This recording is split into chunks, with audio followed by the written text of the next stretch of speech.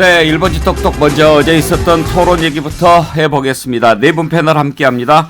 송금주 민주당 선대위 상황실 상황단장, 윤희석 국민의힘 선대본의 윤희석 대변인, 최진 대통령 리더십 연구원장, 장성철 대구 가톨릭대 특임교수 네 분 나오셨습니다. 어서 오십시오. 네, 안녕하세요. 반갑습니다. 민주당과 국민의힘 직책을 맡고 계신 분들은 맨 마지막에 듣기로 하죠. 네. 먼저 최진 원장 어제 토론 보셨죠? 네, 열심히 잘 봤습니다. 예. 누가 제일 잘한 것 같던가요? 저는 솔직히 잘 비슷비슷해서 그래요. 모르겠습니다. 난타전이라고는 했는데 특별히 어느 후보가 뭐 돋보이거나 특별히 못하거나 하는 건 못 느꼈습니다. 그래서 예. 이번 토론 이후에도 특별히 뭐 중도층이 움직인다거나 대세에 지장이 있을 것 같지 않다. 이번 토론도 예, 예. 해봤습니다. 장성철 교수가 평가한 토론은 어떻습니까? 양강 후보는 다 못했고요. 그리고 뭐 안철수 후보라든지 심상정 후보는 그래도 그냥 기본은 하지 않았느냐라는 생각이 듭니다. 양강 후보는 두 가지 문제점이 있었습니다. 하나는 상호에 대한 예의가 없었어요. 당신 모르면서 왜 얘기해? 거짓말하지 마. 예. 뭐 이런 얘기들로 상대방을 완전 무시하는 얘기를 많이 했었고, 팩트에 기반한 질문과 답변을 하지 않았다. 그래서 동문서답하는 경우가 많았어요. 예. 자기가 하기 싫은 대답은 그냥 피해 나가고 아까 그 질문에 대한 대답할게요. 막 이런 식으로 얘기를 하더라고요. 그래서 약간 많이 실망스러웠다. 예. 경제적인 부분에 있어서는 두 분 다 실력이 없구나라는 생각이 들었습니다. 그래요. 경제 실력이 없다. 자, 그러면 민주당은 어떻게 평가하고 계십니까? 저희는 뭐 최근 이런 TV 토론 중에서 그래도 가장 나은 TV 토론이었다 이렇게 보고 있습니다. 예. 이재명 후보가 확실히 빨리 습득하고 또 그 TV 토론에 적응을 하는구나 이런 생각이 들었고요. 저희가 이제 목적으로 한 것은 안정감을 주는 후보 이미지, 그리고 그 진심, 공감을 나누는 후보 이미지였거든요. 그런 부분에서 적극적으로 자신을 PR했다고 보고요. 네거티브에 대해서 적극적으로 또 대응한 부분이 있는데, 후보 입장에서는 상당 기간 그 공격을 받아온 부분에 대해서 TV 토론 과정에서 적극적으로 대응을 했다 이렇게 생각하고, 예. 마지막으로 경제 대통령 이미지 구축에 어느 정도 역할을 한 거 아닌가 이렇게 생각하고 있습니다. 국민의힘 평가는요? 경제 부문 토론이었는데요. 경제 능력과 관련한 차별화에 대해서는 느낄 수가 없는 토론이었다. 그리고 저희 입장에서는 새 후보님께 질문을 가장 많이 후보라고 봐야 되는데, 그 질문 자체가 너무 틀린 사실, 그리고 일반적인 그 지식과 너무 동떨어진, 완전 반대되는, 또는 정말 잘못 알고 하시는 질문들이 있어서 나중에 제가 짚겠지만은 답변할 수가 없는 질문들이 많아서, 대통령을 하시겠다는 분들의 이런 말씀 좀 그렇지만 수준이 이래서야 되겠느냐는 생각이 정말 들었습니다. 네. 제가 예. 한 말씀 드리면, 그러니까 경제하면 부동산, 주택, 그리고 일자리 두 개인데, 두 후보, 양강 후보가 그 중요한 디마리 14일 날 국민들에게 뭘 호소했는지 저는 기억에 남는 게 없어요.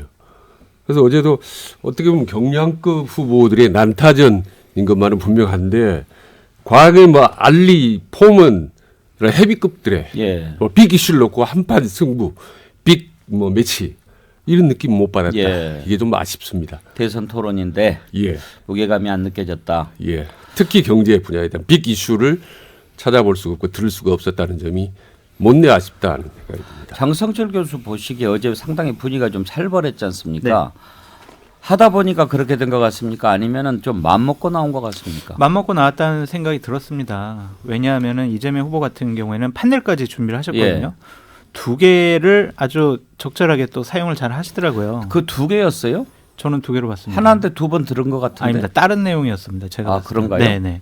그래가지고 준비를 잘하셨네라는 생각이 들었고, 그 윤석열 후보는 법카 횡령 유용과 관련해서 본인은 공격을 안 하려고 했지만, 기본적으로 사드 배치 문제 때문에 이재명 후보가 윤석열 후보를 공격을 하면서 경제 문제와 민주주의 위기를 불러온다라고 하니까, 경제적인 문제는 본인의 법화 유형이 더 문제다라고 하면서 이제 싸움이 시작된 것 같아요. 예.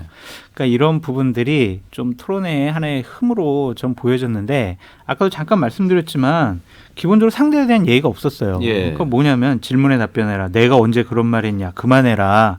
질문하면 답해라. 공부 좀 더 해라. 자기 편에게 하는 얘기가 뭐가 그렇게 중요하냐. 알고나 얘기해라. 막 이런 식의 얘기를 하시더라고요. 상당히 눈살이 찌푸려졌다라고 말씀드려요. 주요 내용에 대한 얘기는 좀 이따 해보기로 하고 일단 태도, 분위기 이런 것부터 좀 살펴보도록 하지요. 윤희석 대변인 어제 이재명 후보도 그렇고 윤석열 후보도 좀 날이 서 있는 듯한 그런 느낌 받지 않았습니까? 그렇습니다. 그래서 뭘 봤냐면은 그 이재명 후보가 화면에서 볼 때 왼쪽 끝에 계셨고 예. 윤석열 후보가 오른쪽 끝에 계셨는데 이재명 후보는 윤석열 후보를 보면서 얘기를 해요. 근데 윤석열 후보는 안 쳐다보시더라고요. 예. 사회자를 보거나 정면을 응시하면서 저는 자리 배치는 좀 다행이다 싶더라고요. 많이 떨어져 있어서 가까이 있으면 더 무슨 일이 일어났을 줄 예. 모르겠어요. 그래서 태도 얘기를 안 할 수가 없는데 결국 품성 얘기 아니겠습니까?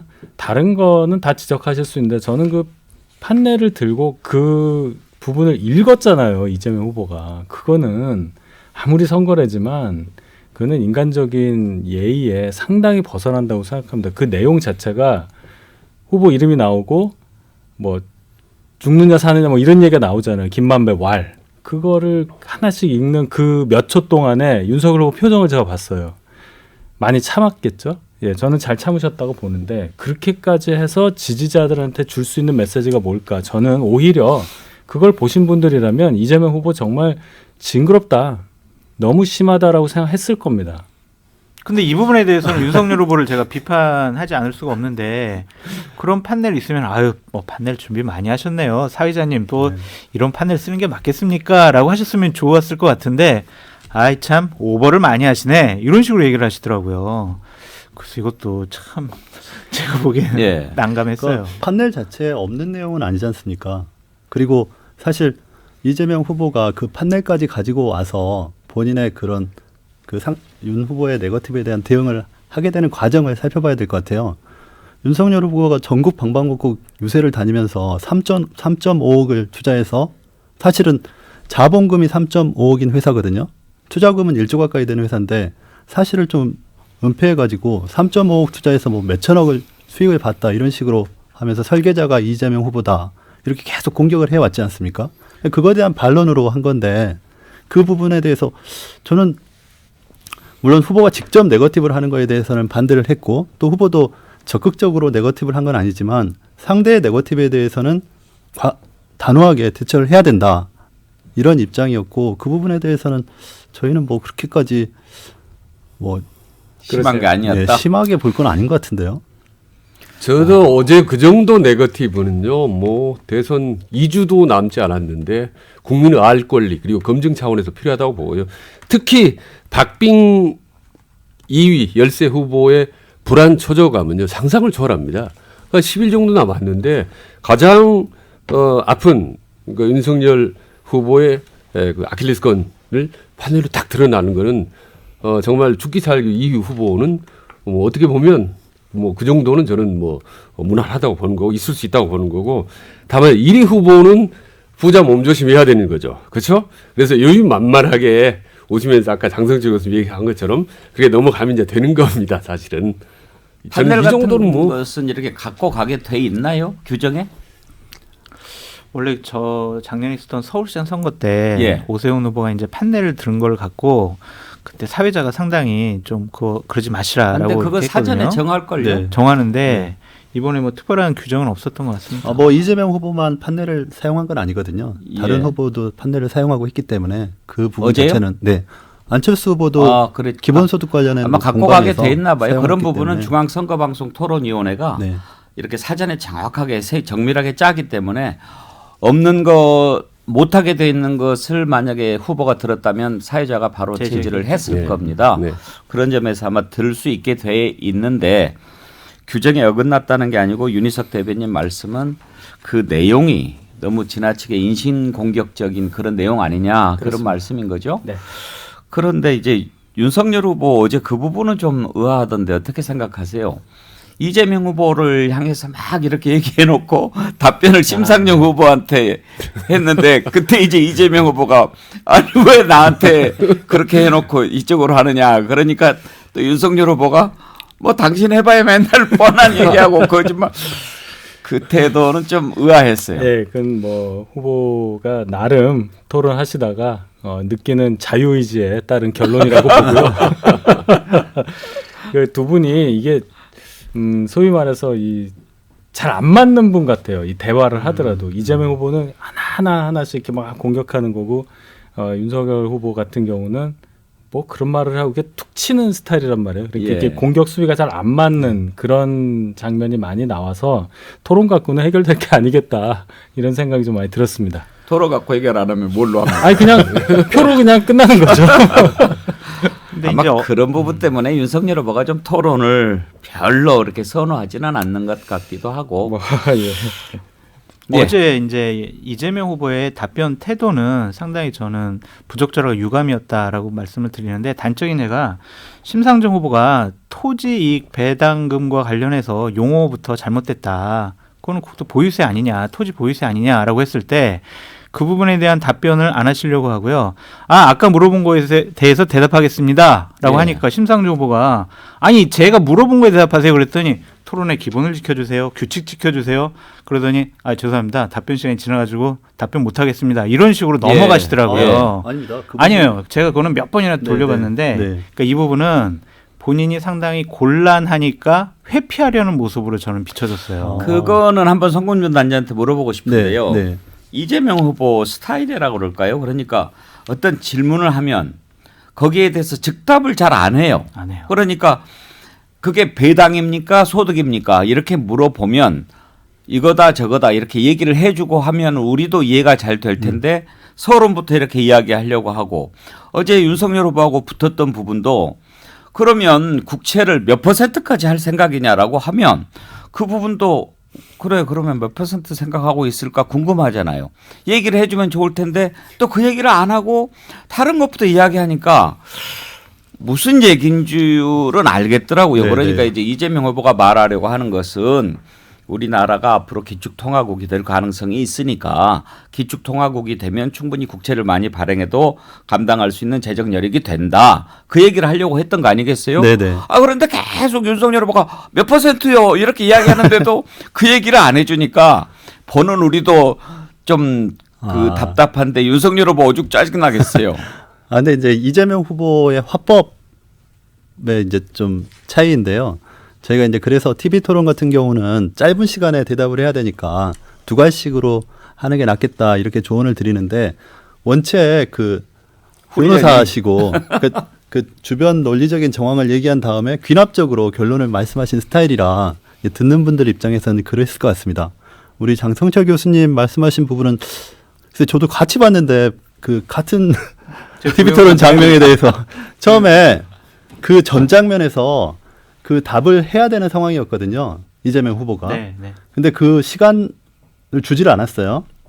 그래서 심상정 후보가 묻는 질문에 대해서 30초의 시간 안에 본인의 그 앞 질문에 대한 답을 하고 그다음 배당 문제에 대한 답을 하는 거였습니다. 근데 시간이 짧아지니까 배당 문제에 대한 답을 안 한 건 아니에요. 마지막에 짧게 답을 했거든요. 근데 이제 시간이 그 사이에 좀 지나버린 거죠. 근데 그거를 회피로 보긴 좀 어려운 거 아닌가 이런 생각이 드는데. 근데 그 논쟁 과정 중에서는 상당히 시간을 끈다라는 듯한 인상을 제가 받았어요. 그러니까 뭐 규칙을 지켜달라 아니면 답변을 제가 해야 되지 않겠습니까? 뭐 이런 공방이 한 30초 동안 오가더라고요. 근데 그 토지 관련해서 이제 네이밍의 문제, 이름을 규정하는 문제인데 그렇죠. 배당으로 볼 것이냐 아니면은 소득 세금으로 볼 것이냐 이런 부분에 대한 논의는 굉장히 오랫동안 있어왔던 그게 논의거든요. 어떻게 배당이에요? 세금을 걷는 거지. 배당은 주는 거고. 굉장한 궤변입니다. 궤변이에요. 네, 탄소세 얻으면 탄소 배당, 그럼 소득세 얻으면 소득 배당이에요? 부가세 얻으면 부가 배당입니까? 부담을 하는데 추가적인 부담이 그러니까 아니다 이런 측면에서 제가 이런 그런 용어가 말씀까지 쓰인 것 드리기는 같아요. 뭐한데요. 네.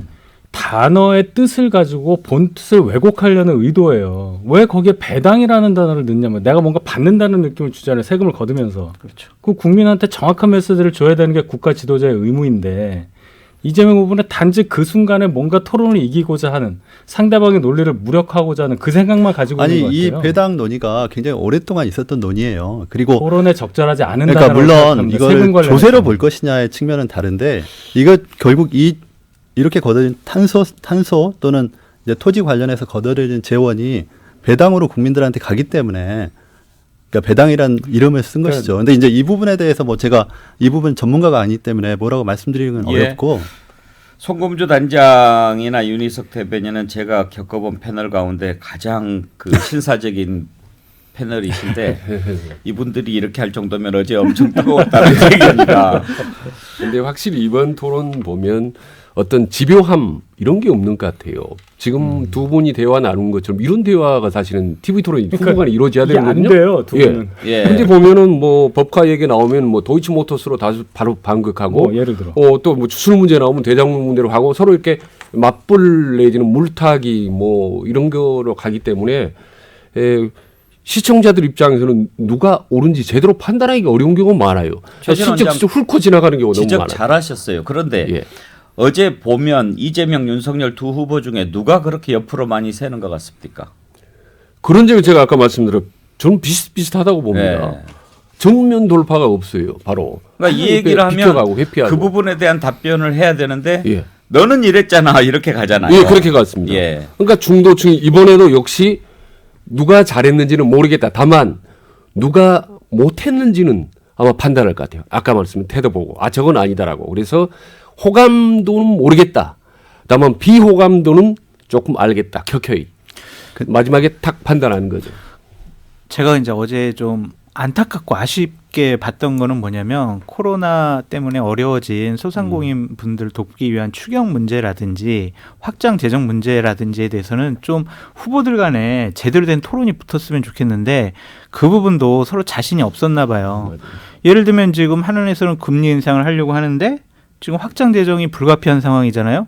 이러한 모순된 상황을 어떻게 돌파할 것인가라는 것에 대한 정책적인 토론이 필요했었는데 이 부분도 상당히 서로 자신이 없었던 것 같아요. 안타까워요. 전체적으로 봤을 때 중후함, 품격, 미래에 대한 진지한 성찰 이런 부분들은 좀 잘 못 봤어요. 그 점이 참 아쉬운 토론이었습니다. 근데 이제 TV 토론이라는 게 상대적인 거 아니겠습니까? 그러니까 그 토론 상대방이 누구로 나와 있느냐에 예. 따라서 토론의 질이라는 게 좌우되는 것이고 근데 이재명 후보 입장에서는 3프로 TV와 같은 그런 논쟁적인 토론을 좋아하는데 실제 그런 시스템으로 가기가 어려운 거죠. 그리고 네거티브로 입장을 물어보는데 그거에 대해서 결국 거기에 대응을 할 수밖에 없는 것이고 그래서 어제 TV 토론에서 제가 눈여겨본 모습 중에 가장 좋은 모습은 안철수 후보와 이재명 후보 간의 그 기본소득 관련 재정 예. 부담과 관련된 토론 이런 부분들은 좀 좋은 모습 아니었나 이렇게 생각합니다. 안철수 후보 얘기가 나와서요. 최준 원장 어제 안철수 후보는 약간 윤석열 후보 조준 사격하는 느낌 받지 않았습니까? 네. 예. 마음 먹고 나온 것 같죠. 예, 그렇습니다. 얼굴 표정부터가 이 앞전 TV 토론하고 많이 다른 것 같아요. 상당히 눈, 코, 입에 힘이 가득 들어가 있는 것 같은 예. 느낌이 들고 역시 작심 발언하려고 작심 발언했죠. 준비를 좀 많이 한 것 같다는 느낌이 들었습니다. 그래서 뭐 정책적인 부분도 상당히 몰아붙이고 후기에도 보면 오늘 오전에도 여기저기 언론에 나왔더라고요. 제일 못한 것 같다. 윤석열 후보가 이런 식으로 온거 넘기는 아주 소리가 너무 센 크게 납니다. 예, 평가를 이제 했습니다마는 예. 이게 최근에 여러 가지 단일화에 대한 감정 맞물리는 것 같고 TV 토론 끝나고 나서 윤석열 후보가 한마디씩 상대 평가할 때도 아무 말씀도 안 하고 간 걸 보면 아마 안철수 후보에게도 불편했고 이재명 후보 판넬 든 것도 불편했고 심상정 후보 뭐 종부세 지적한 것도 불편했고 여러 가지로 불편했던 윤희석 대변인 같아요. 왜 윤석열 후보 마지막에 인터뷰 안 하고 그냥 가버렸어요? 그 뭐 정확한 이유까지 제가 모르겠는데 아마도 토론 뭐 그 이후에 뭐 소회를 밝히는 게 큰 의미가 없으니까 예. 뭐 그렇게 가신 것 같고 마음에 안 들었던 모양이죠. 아무튼. 제가 이제 질문을 많이 받는 입장이었기 때문에 나머지 세 분, 윤 후보를 제외한 나머지 세 분의 질문이나 어떤 견해에 대해서 얘기를 안 할 수가 없는데 예를 들어 이런 거예요. 안철수 후보가 막 공격하셨는데 재정 건전성 얘기하면서 특별 회계를 얘기합니다. 코로나 관련해서 전혀 다른 얘기예요. 집에서 가계부 하나 따로 쓰는 거하고 집에서 생활비가 어디서 나오는 얘기하고는 전혀 다른 얘기 아닙니까? 그거를 붙여가지고 얘기를 하니까 답변할 수가 없었고, 심상정 후보 같은 경우도 주식 양도세 가지고 막 공격을 했잖아요. 이게 왜 생겼냐 뭐 이러면서 재벌을 봐주기 위한 거 아니냐. 양도세, 양도소득세입니다. 주식을 양도할 때 처음에 취득 원가보다 주식 가격이 올라가야 거기 그 소득분에 대해서 세금을 내는 건데, 아무리 재벌을 뭔가 공격하기 위한 의도라고 하더라도 재벌이 주식을 팔 때 그 주식이 올랐는지 안 내려갔는지 어떻게 알아요? 그거를 단정적으로 그런 식으로 공격을 하니까 이건 할 말이 없는 거고, 가장 중요한 거 재정 건전성, 국채 어떻게 할 거냐는 얘기 아까 안철수 후보랑 잘 얘기했다는데 전혀 아닙니다. 두 분이 이해가 없어요. 기축통화가 뭔지를 모르잖아요. 기축통화라는 얘기하고 우리나라가 IMF SDR 특별 인출권을 낼 때 기축통화국이 된다는 것은 전혀 다른 얘기예요. 그거는 IMF 회원국이 특별하게 IMF의 자산을 뺄 때, 가지고 갈 때 그 예를 들어 100억 불을 가지고 온다고 했을 때 그 구성을 위안화로도 가지고 올 수 있고 유로로도 가지고 올 수 있고 5개 통화가 지금 규정이 돼 있단 말이에요. 달러, 유로, 그다음 파운드, 엔화, 위안화. 여기에 6번째로 한국 돈도 들어갈 수 있다는 의미인데, 이재명 후보에게는 우리가 그래서 거기에 편입이 되면은 우리 돈이 기축통화가 된다. 그래서 우리가 국채를 막 발행해도 된다. 미국처럼 달러 막 찍듯이. 그 얘기가 아니에요. 우리 돈 가지고 가서 그럼 어디 세계시장 가서 원유 한 배럴 한 박스라도 살 수 있어요? 한국 돈 주면 줍니까? 전혀 아니잖아요. 전혀 이해 없이 얘기하시는 거. 아니 이거는 발언을 오해하신 것 같아요. 아니 정경련 자료를 갖고 얘기하는데 그렇게 네. 얘기하시면 전혀 아니에요. 네, 일단 듣고 말씀하시죠. 네, 네. 예. 다 말씀하세요. 됐습니까? 예. 네. 그러니까 정경련 자료에서 뭐 IMF 기축통화국 지위화 관련해서는 그러니까 그 부대 효과가 130조 정도 발생한다는 것이고, 그 이재명 후보가 기축통화로서 역할을 하게 될 수 있는 여지가 있다고 얘기한 거죠. 그러니까 일본을 대체하든지 추가하든지, 그러니까 원화의 가치가 그만큼 한국 경제의 규모 때문에 그렇게 될 가능성이 있는데, 그럼에도 불구하고 우리 재정 건전성에 대해서 너무 엄격하게 보기 때문에 48% 수준에 우리가 지금 멈춰 있다. 좀 더 적극적인 재정을 해도 여력이 있는 것 아니냐. 이것이 이재명 후보의 입장이었지. 이재명 후보가 기축통화에 대한 기본 개념을 모른다. 이건 좀 말이 안 되는 것 같아요. 아니 그랬잖아요. 기축통화 잘 아시냐고. 기축통화국이 뭔지 아십니까? 이재명 후보가 얘기했더니 전혀 엉뚱한 얘기를 한 거예요. 이 얘기를 했어야 돼요. 국제 결제 시장에서 결제 수단으로 원화가 사용될 수 있느냐의 여부에 대한 이해가 전혀 없는 발언이었단 말이에요. 그래서 네. 제가 지금 말씀드린 게 뭐냐면, 그런 식으로 접근한 국가보다가 또 와요. 우리는 미국이 아니에요. 달러가 없으면 그냥 끝나는 나라예요. 베네수엘라 보세요. 돈 아무리 찍어도 안 되니까, 화폐 가치가 안 되니까 수레 하나를 가지고 무게를 달아가지고 결제를 하잖아요. 잠깐만요. 지금 논점이 약간 달라진 것 같은데 기축통화국 얘기를 그러면 해봅시다. 네네. 제가 좀 이따가 분위기 본 다음에 하려고 했는데 얘기가 나왔으니까. 이재명 후보가 어제 말한 기축통화국은 지금 우리의 상황을 얘기하는 게 아니고 미래에 우리가 기축통화국이 될 수 있으므로 그때 기축통화국이 되면 국채를 더 많이 발행하겠다.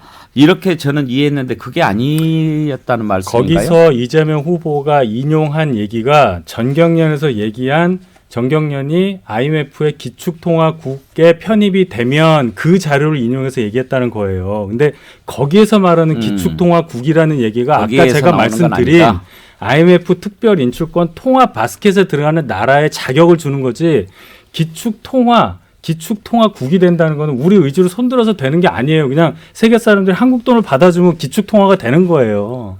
그렇죠. 지금 그거는 맞죠. 그리고 달러와의 지위를 뭐 엔화나 위안화가 그대로 갖는 건 아니잖아요.